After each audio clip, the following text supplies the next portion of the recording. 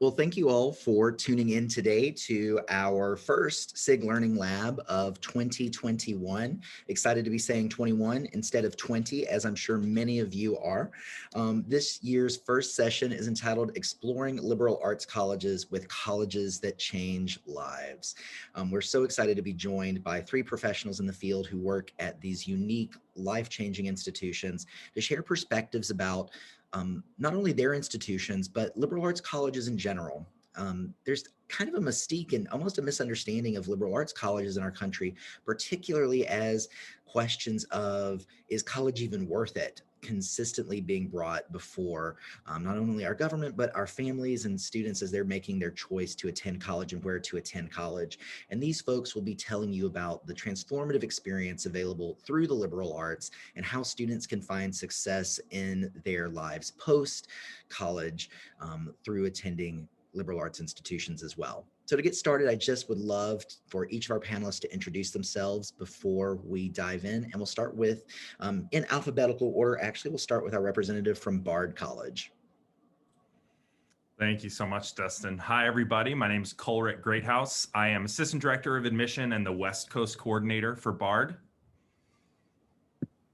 Hi, my name is Molly Thompson, and I am a Senior Associate Dean of Admission for Juniata College, which is located in Pennsylvania. Hi, everyone. My name is Caitlin Harper. I am a Senior Associate Director of Admission at Willamette University in Salem, Oregon. Awesome. Thanks so much, y'all. So we're going to get started. A couple things. The session is being recorded, so please feel free to take notes if you would like, but you will receive a recorded version of this presentation later this evening. Additionally, this is in a webinar format, so while you can see us, we cannot see you. We will be taking questions, though, so please use the Q&A feature located in your Zoom to submit any questions that you have, and we will definitely have time at the end of today's session to address those. So without any further ado, I'd like to turn it back over to Cole to begin today's presentation.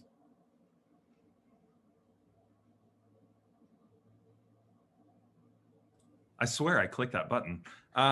So yes, Colrick Greathouse with Bard here. And I'm just going to start us off with an overview about colleges that change lives. For those of you who aren't particularly familiar, I'm going to go ahead and fully acknowledge my bias now. I'm a little bit obsessed with Ctcl and have been for a while now.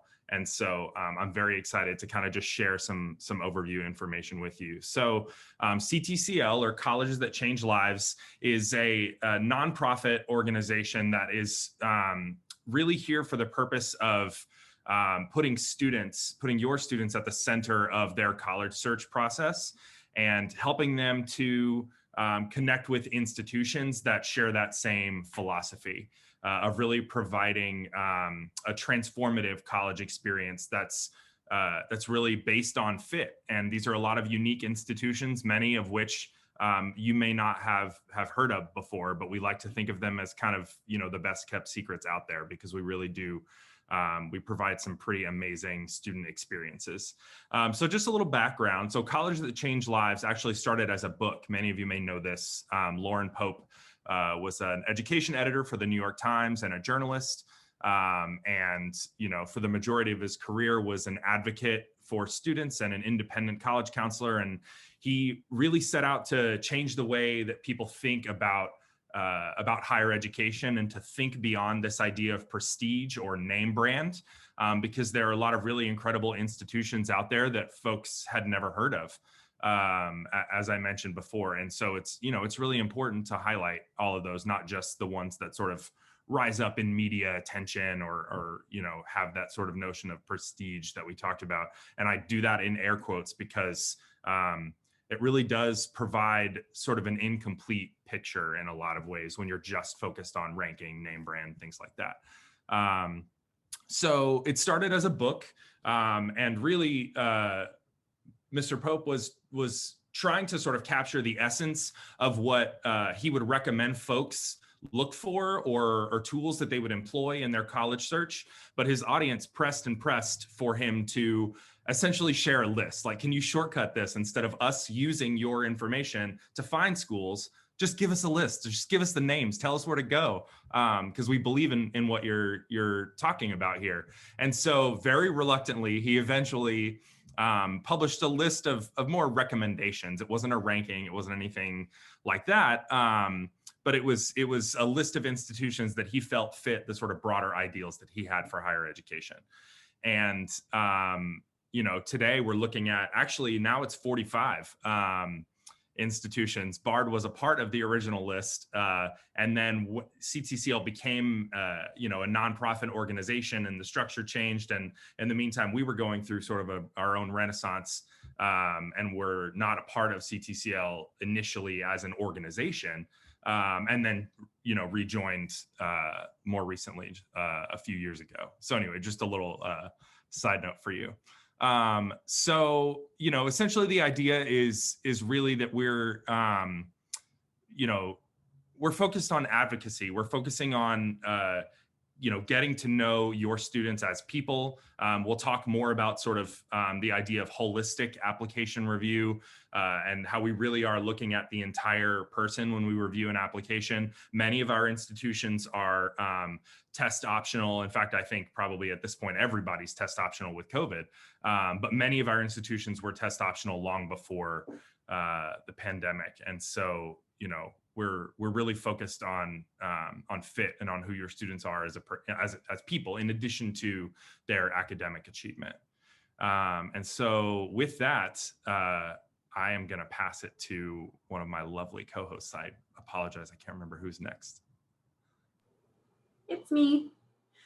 Thank you so much, Court, for that introduction to the colleges that change lives, and the foundation of what brings all of these amazing schools together. I am going to get to expound upon that foundation a little bit more, and introduce you all to the value of a liberal arts education. So hopefully everyone's been able to review some of the outstanding alumni from Ctcl institutions that are on the screen, but we'll move forward and talk about liberal arts. What is it? Sort of debunk some of those myths and misconceptions that Dustin referenced early on about what a liberal arts education is all about, and why students should consider it as they are considering going to college, and what kind of college might be the best fit for them. So at its core, a liberal arts education is about breadth and depth. You hear those words a lot in talking about the liberal arts. There is definitely a misconception. We have this conversation a lot with students and families about the word liberal in liberal arts, and sort of ensuring clarity that that does not indicate any political leaning or connection. Instead, it's a wholly different definition of the word liberal. And in talking with students, one of the best ways that I can describe it is thinking about your favorite food and wanting to consume that food in the most liberal, spread out, just all encompassing all the time kind of way. So spreading that peanut butter from corner to corner across a piece of toast, or putting as much hot fudge on a sundae as you can get. It is about liberal, expansive, open learning. And through this flexibility and freedom of learning in the liberal arts, really allowing students to find the passion and the inspiration to be lifelong learners, right? To really value and become connected to this idea of continued growth, continued exploration and curiosity, and attaching those tenets and those values to life in the world, right? And progressing as people, as citizens. So in its actuality, we find that liberal arts education or liberal arts colleges are ones that are going to allow students that flexibility from the beginning. So not asking students to apply to or commit to any particular program during the admission process or early on. Again, allowing that freedom, encouraging that freedom to explore.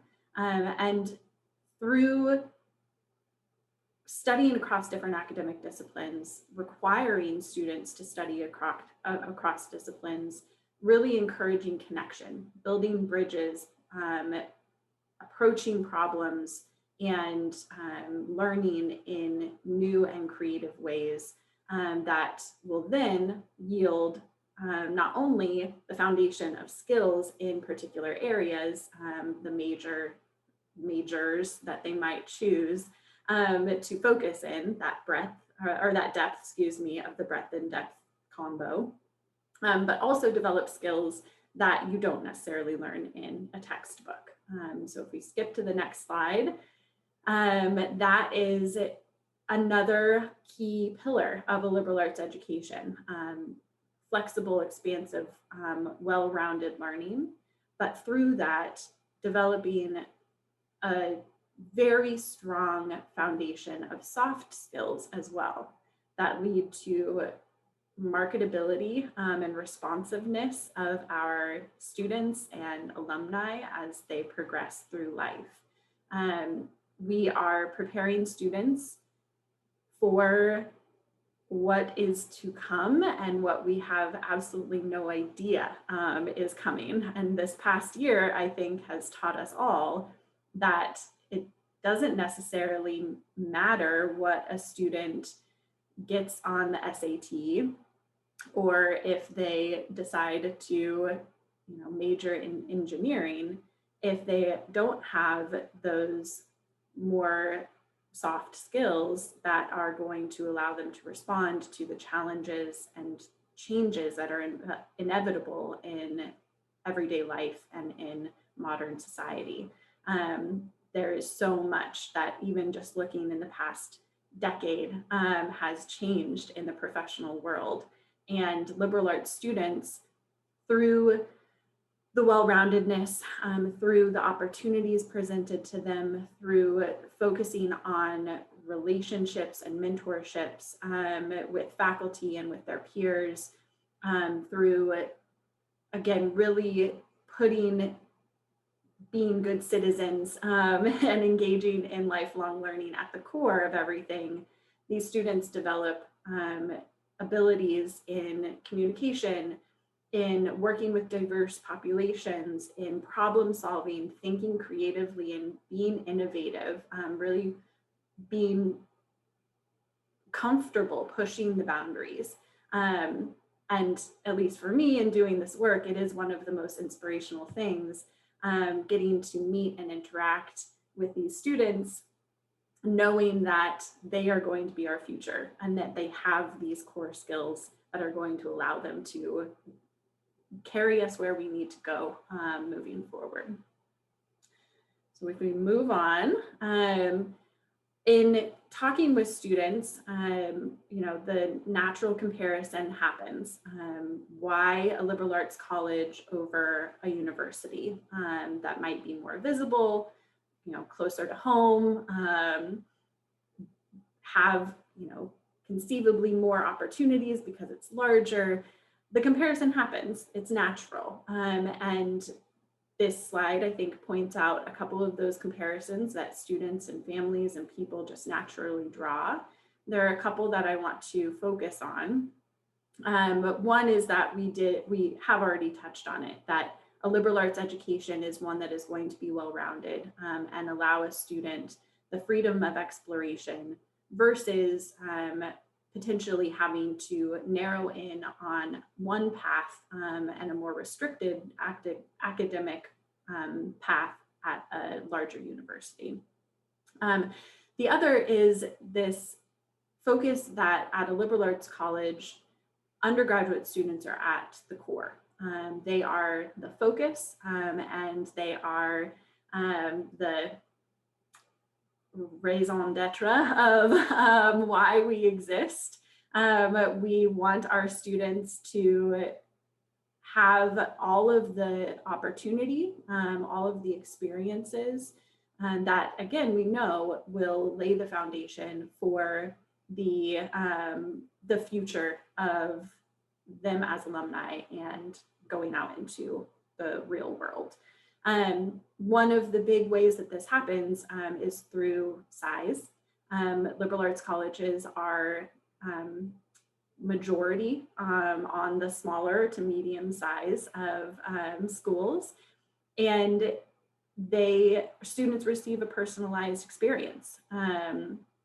They want to be known as people, as who they are, their strengths, their challenges, what they're hoping to accomplish, the impact they are wanting to make, not only in their college community, but in life outside of college, and in a smaller community with faculty and resources that are centered on them and their success. It is a lot easier, I think, for students to be seen and, again, really understand the impact that their education can have. We move on to the next slide. We'll focus in a little bit more on the misconception, again, around being a smaller liberal arts college compared to a larger university, and thinking that students won't have as many opportunities for research, for leadership positions, for what have you. And it's just not right. It's just not correct. It's a misconception. The reality, of a smaller liberal arts college and one that is focused on undergraduate students and the undergraduate experience is that our students actually have connection, opportunity to a lot more distinctive, unique experiences that they don't have to compete for. Right? That research position with a faculty member in their lab on campus is open to undergraduate students without any competition with 500 other graduate students at that level. Our faculty are committed to bringing students into their own scholarship, right? They are still very active in their fields. They conduct their own research on campus, they write books, they are published, they are recognized, but they are committed to being professors and teachers and mentors to their students. And by bringing their students in, by knowing them on this personal level and getting to know them through these activities as well, it is just another learning experience that these students can have as, again, they prepare to launch into their own careers. So small liberal arts does not mean lack of opportunity. And the last point that I'll make is connecting all of this good liberal arts education to the admission process at our schools. The key values that I've discussed about a liberal arts education, you see reflected in how we approach the liberal arts or the admission process as well. And Coleridge sort of laid the groundwork earlier by talking about test optional admission, by talking about the accessibility of our schools through the admission process.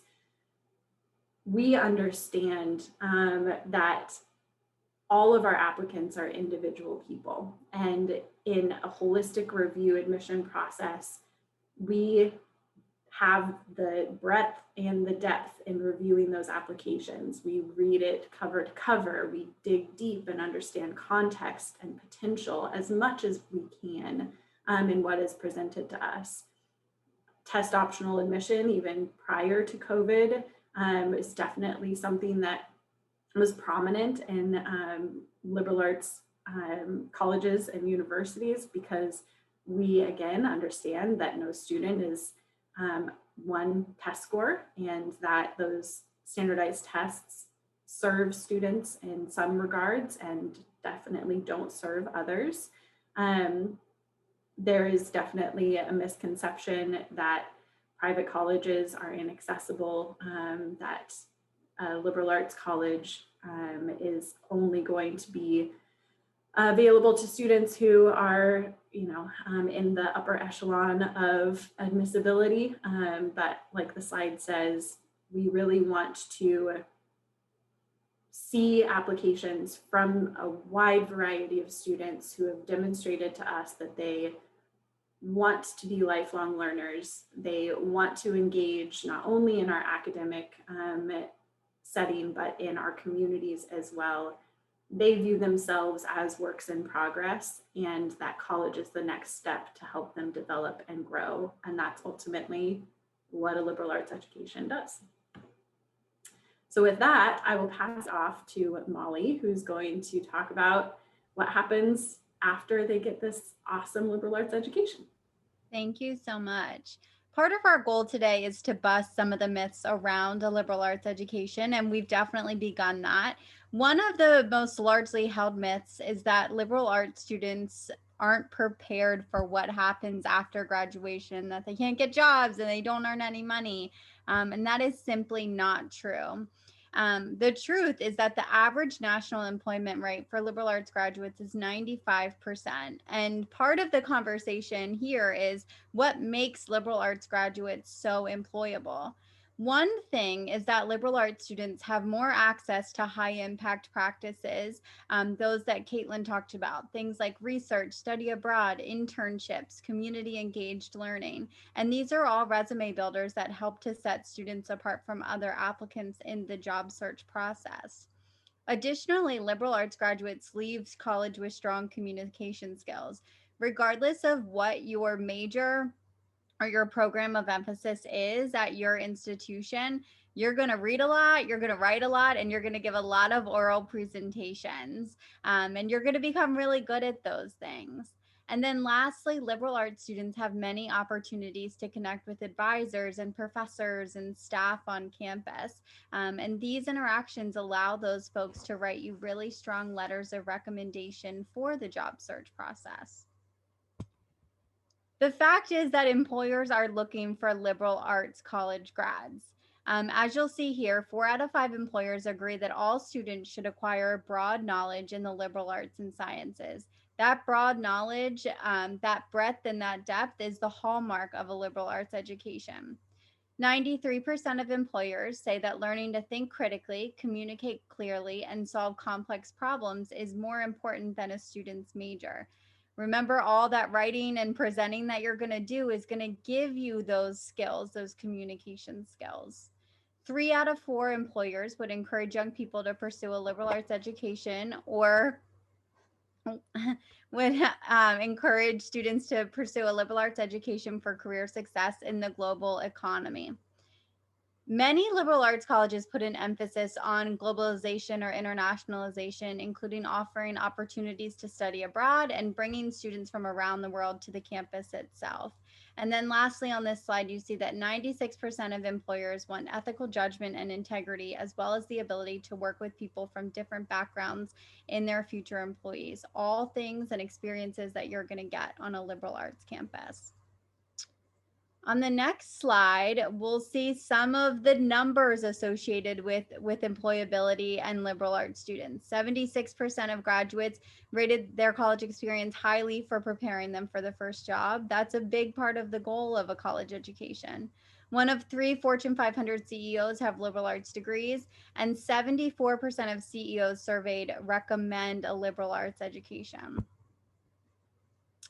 On the next slide, we'll address the myth that liberal arts students don't make any money. I myself am a liberal arts graduate, and I can tell you that's not true. I do have an income. And as you can see here, the median return of investment on liberal arts college students is nearly $200,000 higher than the median for all colleges. So again, just not true that liberal arts students don't earn an income. The next slide talks about the timeline, that graduation timeline. 59% of graduates of smaller private colleges finish their graduation requirements within 4 years, compared to just 38% of graduates from regional public universities. This is important, one, because graduating within 4 years saves money on tuition, room and board in that 5th year, but also, and just as importantly, graduating in 4 years means that 5th year you're out in the job market, you're earning an income. Graduating in 4 years means that you can start your career earlier than if you have to spend an additional semester or year on your campus. A lot of myths about liberal arts colleges are around affordability as well. So I'm going to give kind of a brief overview of aid. Financial aid comes in 2 main categories. The first is gift aid, and this includes things like scholarships and grants. This is money that will never be asked to be paid back, hence the word gift.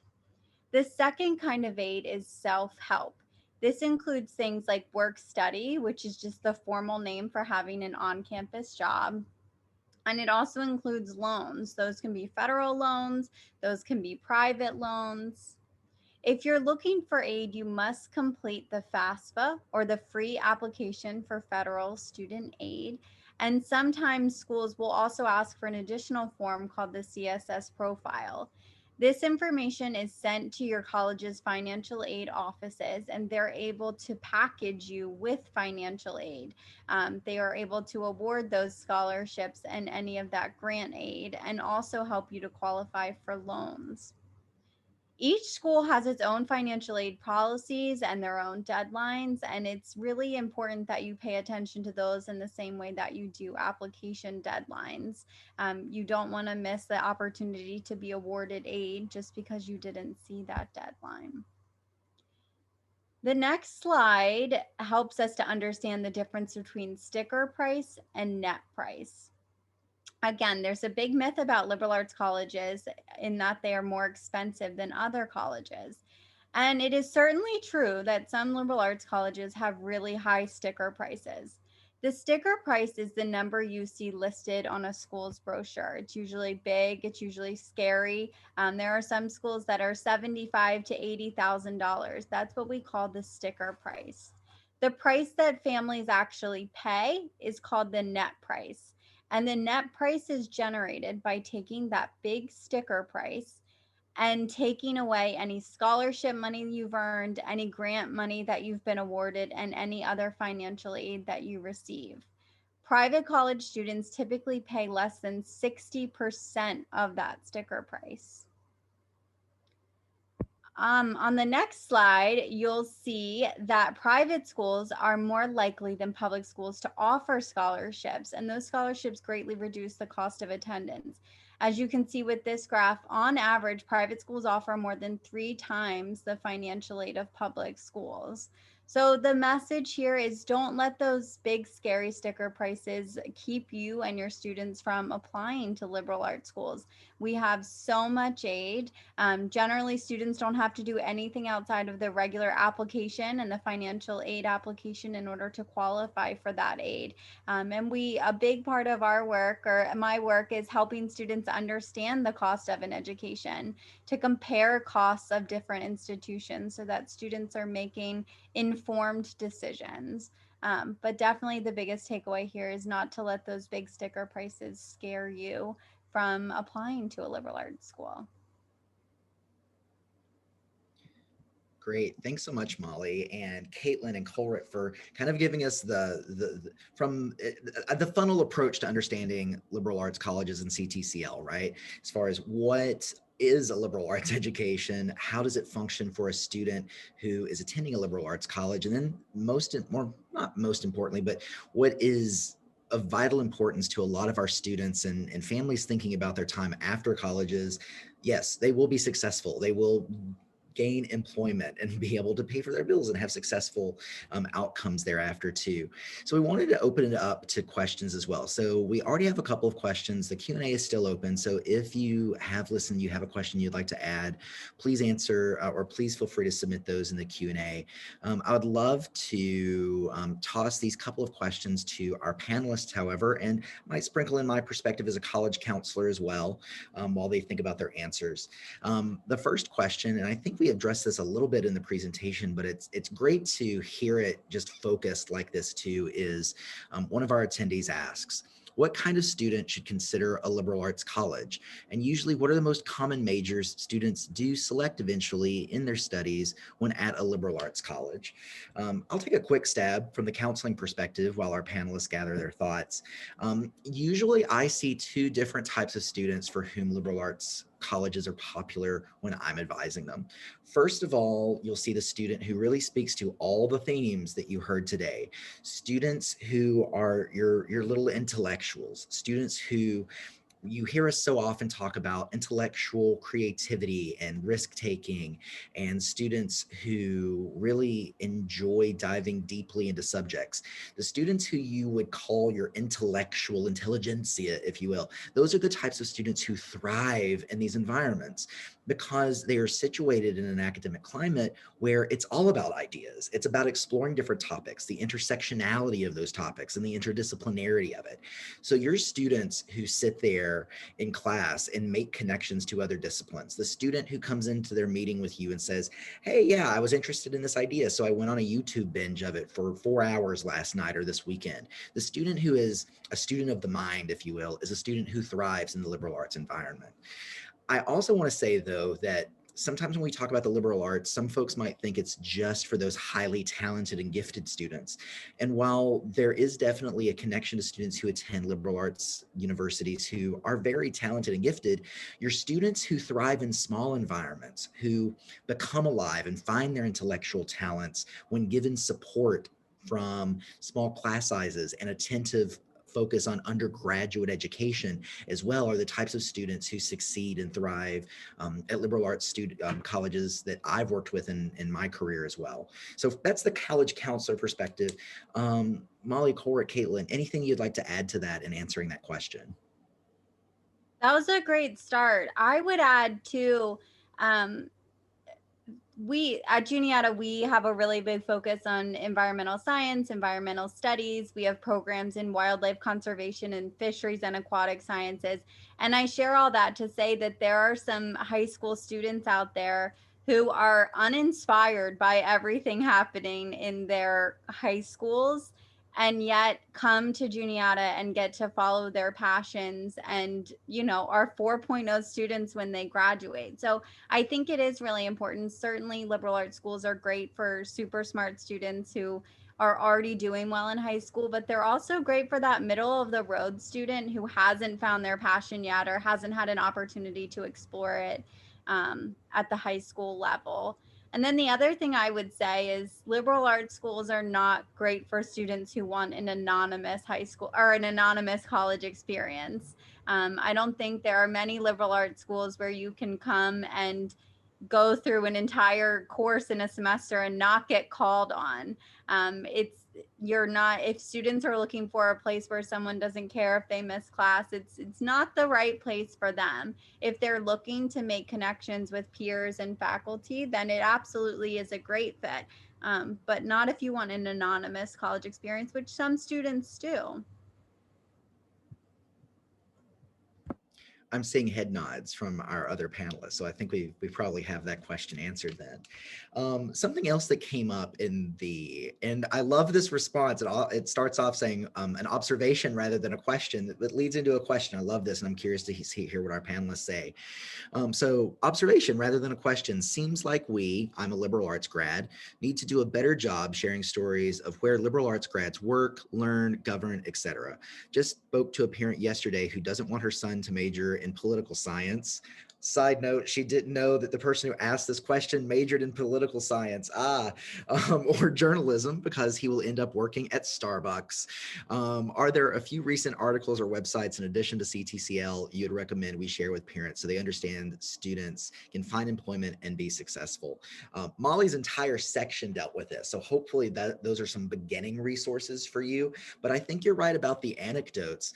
One of my colleagues, when I worked in admissions, her son, and again, you hear these as one-off stories. So I think what's powerful in the work that I've done is when you can share anecdote and data, I think that conveys a sense of when the liberal arts does work for students. So majored in I think he majored in English at one of the CTCL colleges and now works on Wall Street. So definitely not Starbucks. Not that there's anything wrong with Starbucks, but these students go on to have great opportunities. But as far as those resources and other articles and websites, any recommendations from y'all about other resources that folks can use?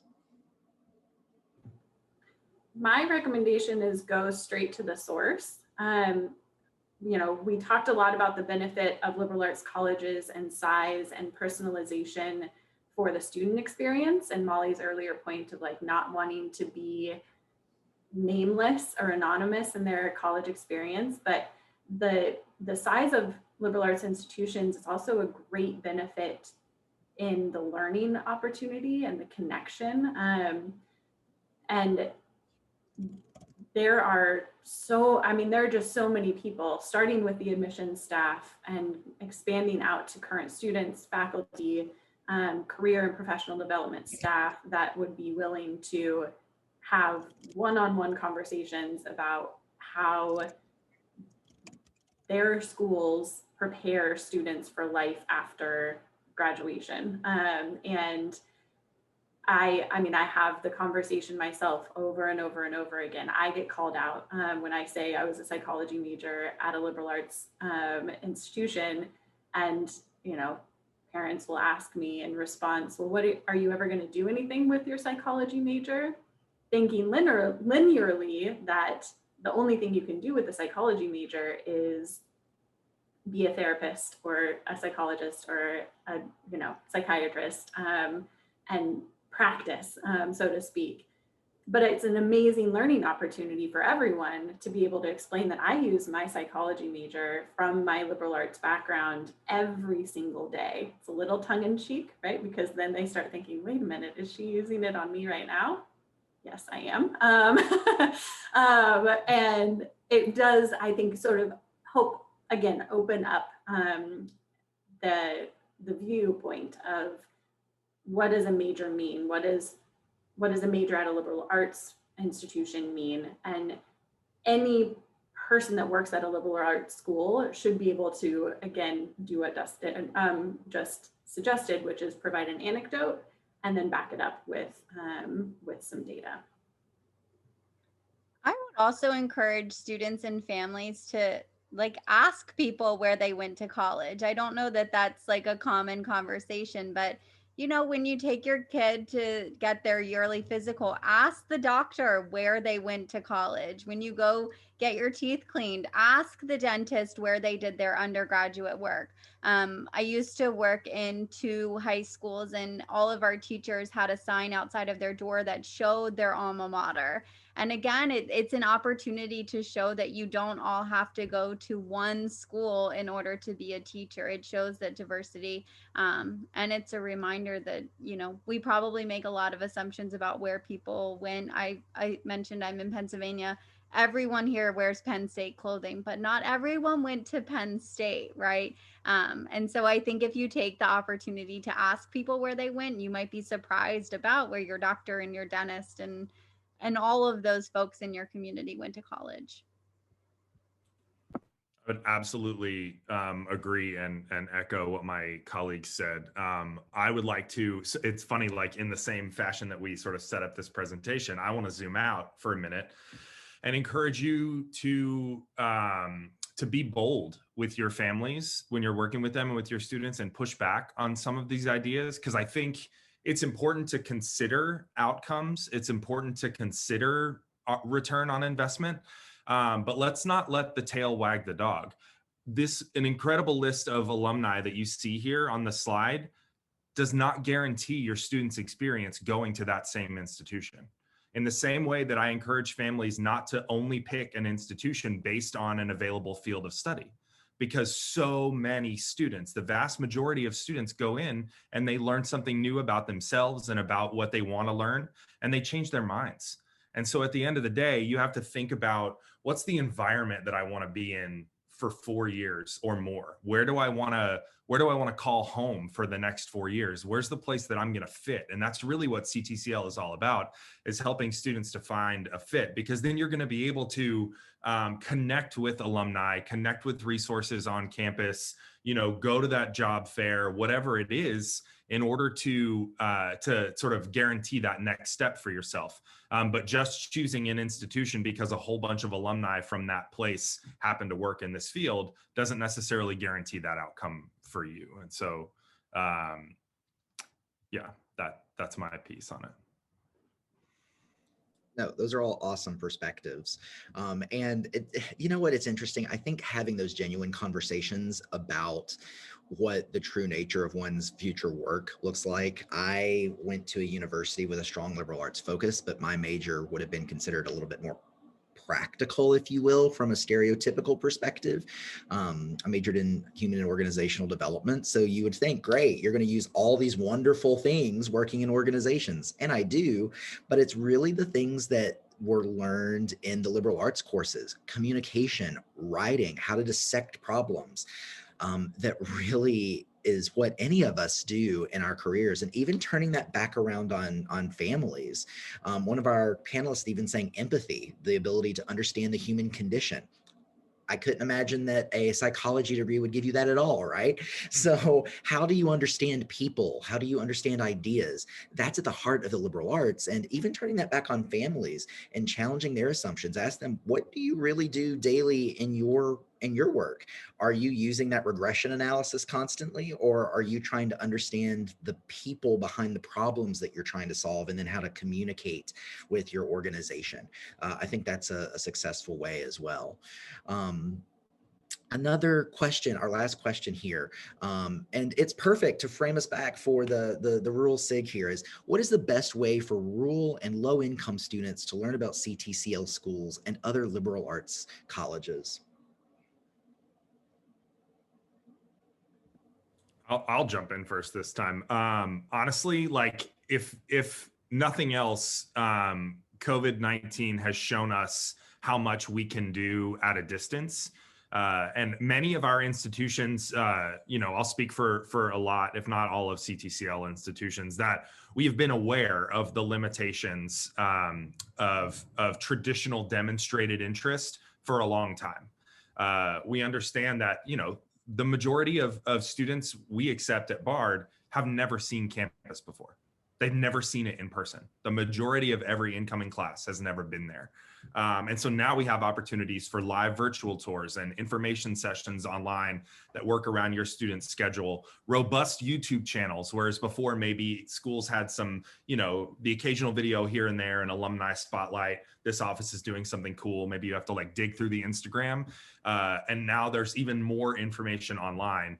And ways to engage with that virtual content that demonstrates just as much interest as spending $1,000 on a plane, hotel, and rental car to go and visit, a bunch of schools. So, I would say start with the CTCL website and start reaching out to institutions.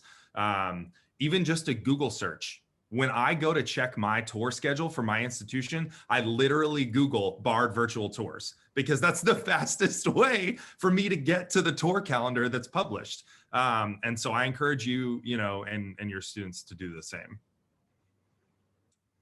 I got involved with this special interest group because I am from a rural community.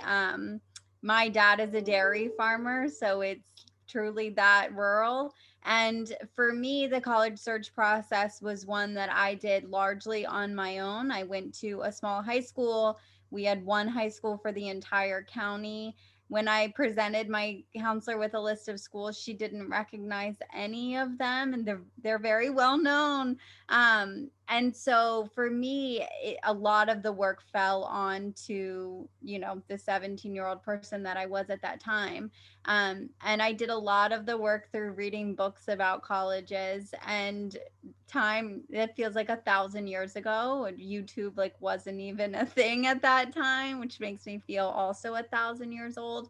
But I think going online, and I would also encourage students to follow schools on Instagram or on TikTok to really get to understand what those communities are like. When you're from, in my experience being from a rural area, there were not a lot of people like me with the same kind of end goals or the same looking for the same kind of path as me. And going to campuses and getting to meet current students made me realize that there were places where I would be surrounded with like-minded people, with people that would push me.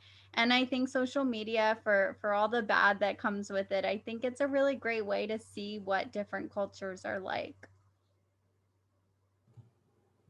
And I'll just make a plug to reaching out to admission professionals at schools in Ctcl or that are in your area and asking about specific opportunities for underrepresented students on those schools' campuses.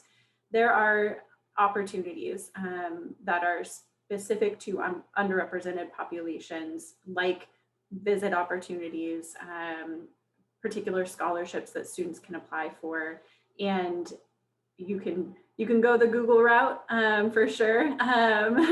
Or again, I just can't emphasize it enough that there's such a strong belief in a personalized approach to this process that brings humanity and transparency in a really particular way. And we are colleagues and partners in ensuring that students end up in the best fit and pursuing higher education. And so reach out. That's what we're here for. And we'd love to be able to continue to have these conversations and connect students and families with resources at our colleges and beyond.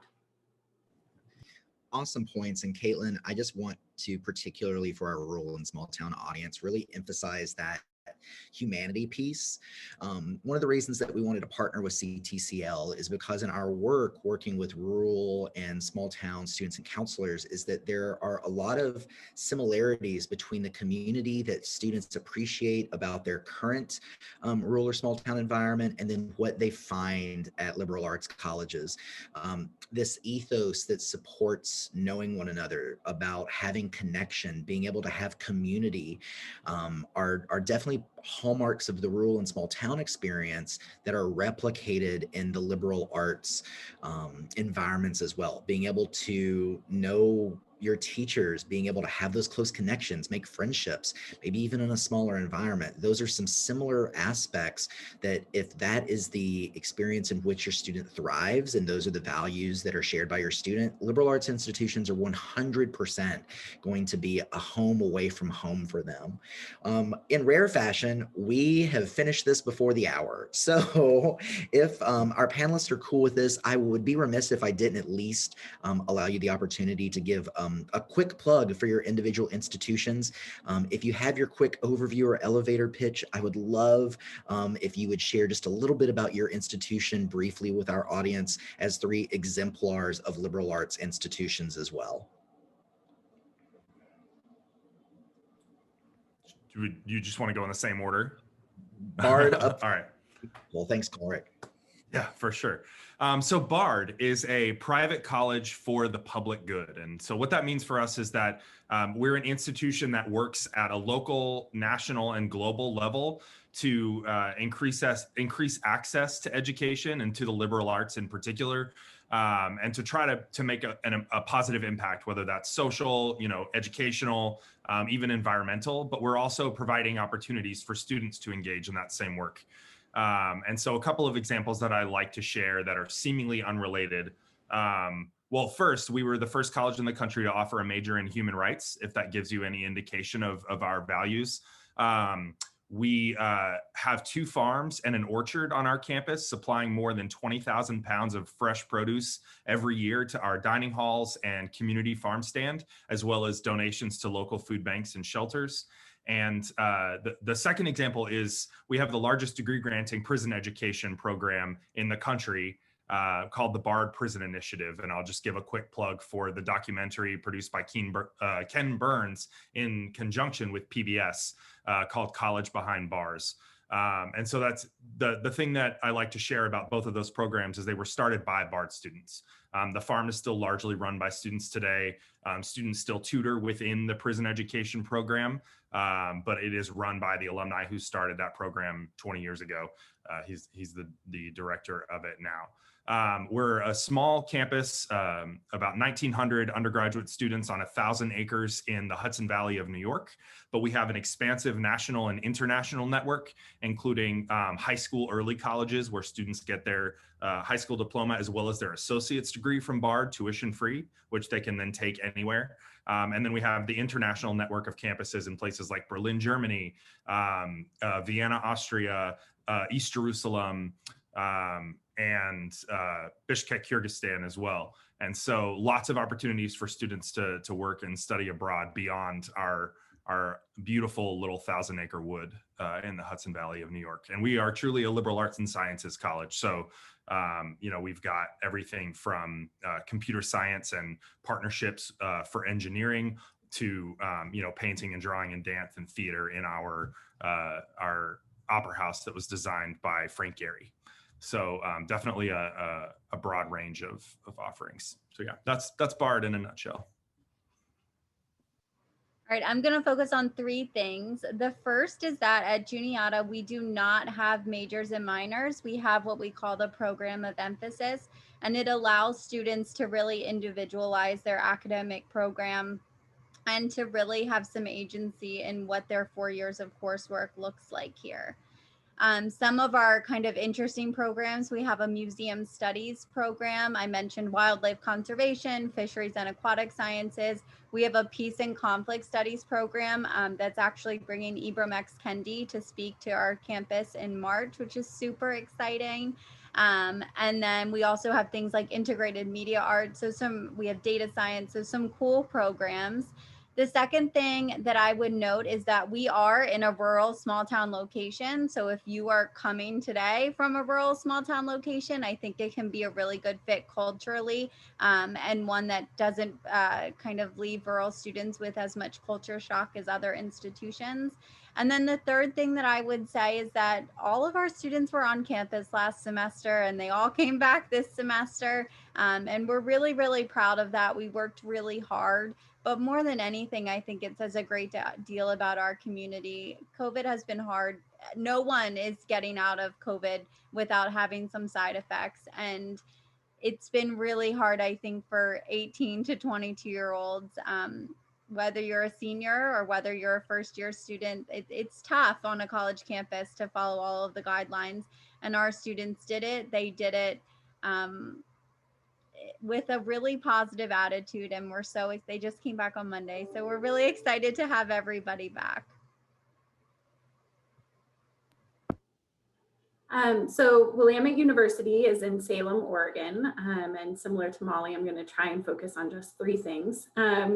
We are a College of Arts and Sciences undergraduate institution, but we are supported by currently three professional schools as well. So the Willamette School of Law, a School of Management and Business, and then the Claremont School of Theology, which presents our undergraduate students with really special opportunities to streamline professional studies and shave a year off of what the traditional timeline for pursuing a JD, a law degree, a master's in business, and similar other master's programs through those professional schools. So that definitely, I think, presents opportunities, again, to students who are pursuing a traditional liberal arts education at the undergraduate level, but thinking ahead, right, and preparing for what they want to do after their bachelor's degree. The second thing that I'll focus on is Willamette is the oldest institution in the West. It was founded before the state of Oregon was even recognized as a state, and we are uniquely positioned in the state capital, 76 feet away from the state capital to be specific. And I do believe that is the closest college or university to a state capital in the country. Our location really does, again, provide a lot of unique opportunity to our students. 80% of the interns in the state capital each year, roughly, are Willamette students. So there are so many great opportunities, not only in politics and government, but data science, in communication, in just a lot of different professional realms. And we view our location and the proximity to the Capitol as an extension of the learning environment at Willamette. And the longevity of Willamette as an institution just creates a lot of tradition and history and connection that our students feel when they join as current students, but then continues on throughout their life as alumni. The last thing that I'll say is that Willamette lives and breathes its motto. It's one of the things that drew me to the institution from a professional sense. I can't say it in Latin yet. I'm working on it. My Latin skills are not as fresh as my French skills, but in English, it translates to "not unto ourselves alone are we born." And the entire community, current students, faculty, staff, alumni, friends of the college, the way the institution is run, the direction that it is headed and sees for itself, is all really centered around this idea of living not only for yourself, recognizing those around you and the impact that you can have on the lives of others. So that, again, the embodiment of our motto is, I think, one of the best things about Willamette, and one of the most telling things about the experience and the vibe, as the word our students so love to use, really portrays. Great. Well, thank you all for attending today. A major special thank you to our panelists and their institutions for allowing them to present today, as well as colleges that change lives overall. Hopefully you've seen that this is a special group of institutions that have opportunities for your students in many different domains. Here's the contact information for our presenters today. Please feel free to contact them. Also, one of the questions indicated toward this would be something great to share with your families. Of course, feel free to share this presentation. Clearly some parts are more geared toward you as a professional, but please feel free to use parts as you see fit in the presentation as well. We'll definitely make sure to follow up in the email where this presentation will go out that has correct contact information as well. So please feel free to contact folks, contact me, and stay tuned for the YouTube version of this presentation. Thanks again so much to our panelists, and I hope everybody has a great day. Thanks. Thanks. Stay Thank well. you.